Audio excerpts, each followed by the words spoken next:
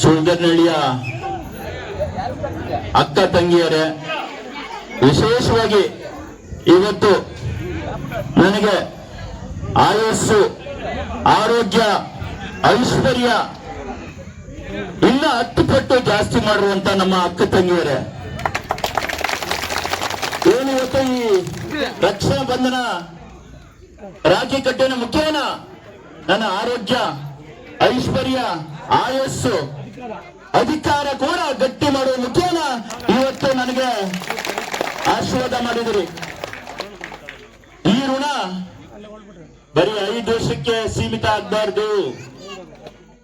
5 ವರ್ಷಕ್ಕೆ ನೀವು ಮತ ಕೊಡ್ತೀರಿ, ನಾನು ಜೀವ ಇರೋವರೆಗೂ ನಿಮ್ಮನ್ನ ತವರು ಮನೆ ಅಂತೇಳಿ ನಾನು ಅರ್ಪಿಸ್ತೇನೆ. ಈ ತವರು ಮನೆ ಸದಾ ನಿಮ್ಗಿರುತ್ತೆ. ಅಧಿಕಾರ ಶಾಶ್ವತ ಅಲ್ಲ, ಅಧಿಕಾರ ಶಾಶ್ವತ ಅಲ್ಲ.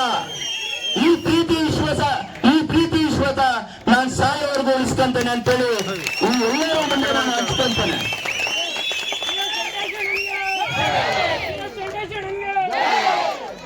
ಏನಿವತ್ತು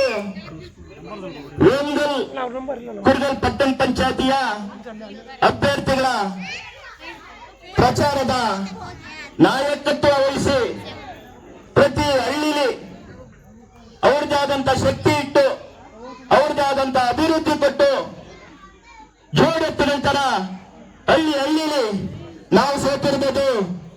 ನಮ್ಮ ನಾಯಕರುಗಳು, ನಮ್ಮ ಫಾಲೋವರ್ಸ್, ಲೀಡರ್ಗಳು ಸೋಲ್ಬಾರ್ದು. ನಮಗ್ ಬಂದಿರೋಂತ ಕಷ್ಟ ನಮ್ ಜೊತೆಲಿರೋರು ಬರಬಾರ್ದು ಅಂತೇಳಿ ಜೋಡೆತ್ತಿನ ತರ ಒಂದ್ ಕಡೆ ಉರ್ತೂರ್ ಪ್ರಕಾಶ್ ಅಣ್ಣವರು, ಮತ್ತೊಂದ್ ಕಡೆ CMR ಶ್ರೀನಾಥ್ ಅಣ್ಣವರು, ಒಂದ್ ಕಡೆ ನಮ್ಮ ಮುಖಂಡರು. ಅಣ್ಣ ವೇದಿಕೆ ಮುಖಂಡ ನಿಮ್ಗೆ ಹೇಳಕ್ಕೆ ಇಚ್ಛೆ ಪಡ್ತೇನೆ. ಕಾರಣಾಂತರಗಳಿಂದ ಶಾಲೆ ತಂದ್ರೆ ಈ JDS ಶಾಲೆ ಸಿಕ್ಕಿರ್ಲಿಲ್ಲ. ಆಗ್ತಾ ಹೇಳ್ತಾ ಇದ್ರ ಮೇಲೆ ಒಂದೇ ಶಾಲೆ ಕೊಡ್ತಾ ಇದ್ದೀರಿ, JDS ಶಾಲೆ ಬರ್ಲಿಲ್ಲ ಅಂತ. ದಯವಿಟ್ಟು ಅನ್ನತ ಭಾವಿಸ್ಬೇಡ್ರಿ. ಕಾರಲ್ಲಿ ಏನಿತ್ತು ಅದು ಕೊಟ್ಟಿದ್ವಿ. ನಾವಿಬ್ರು ಜೋಡೆತ್ತಿದ್ದಂಗೆ, ಒಂದ್ ಕಡೆ ಬಿಜೆಪಿ, ಒಂದ್ ಕಡೆ JDS. ಶಕ್ತಿ ಭದ್ರಕೋಟೆ ಈ ಗ್ರಾಮದಲ್ಲಿ ನಿಮ್ಮ ಆಶೀರ್ವಾದ ಯಾರು ಪಡಿತಾರ ಅವ್ರಿಗೆ ಜಯ ಸಿಗುತ್ತೆ. ಇವತ್ತು ಇಷ್ಟು ಗಟ್ಟಿಯಾಗಿ ಹೆಣ್ಮಕ್ಳು ನಿಂತಿದ್ರಿ.